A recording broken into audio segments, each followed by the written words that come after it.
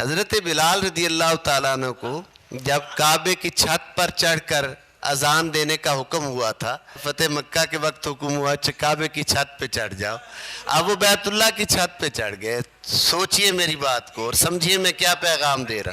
اب یہاں کوئی اذان دے تو منہ کعبے کی طرف، ٹوبہ فیصل آباد کوئی اذان دے تو منہ کعبے کی طرف. آقا کی غلامی کے سبب سے کسی کا نصیب اتنا بلند ہو جائے کہ کعبہ اس کے قدموں کے نیچے آ جائے. اب اذان دینے کے لیے کسی نہ کسی سمت تو منہ کرنا ہے نا، ارادی یا غیر ارادی، کسی نہ کسی طرف تو منہ ہونا ہی ہے نا کہ اذان جو پڑھنی ہے جدھر بھی کو بھی ہوگا. اب یہاں حکم تھا اذان دینے کا، بہت اہم نقطہ ہے، سمجھے میں کیا کہہ رہا ہوں. حکم تھا اذان دینے کا، جدھر کو بھی منہ کر کے اذان پڑھ دیتے اذان ہو جانی تھی چونکہ حکم تھا.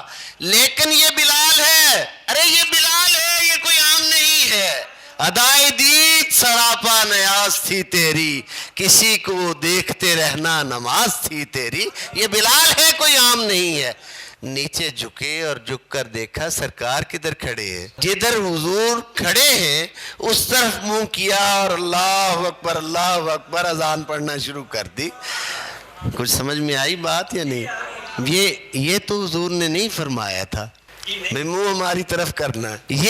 یہ کس نے سمجھا دیا؟ اذان پڑھنے کا حکم تھا، کسی طرف بھی اذان ہو جانی تھی. یہ میں پھر کہہ رہا ہوں، کسی طرف منہ ہوتا اذان ہو جانی تھی چونکہ حکم تھا اذان پڑھو. جدھر منہ ہوتا اذان پڑھ دیتے ہو جاتی. لیکن یہ کیوں کیا؟ جب عشق سکھاتا ہے آداب خود آگاہی، کھلتے ہیں غلاموں پہ اسرار شہنشاہی.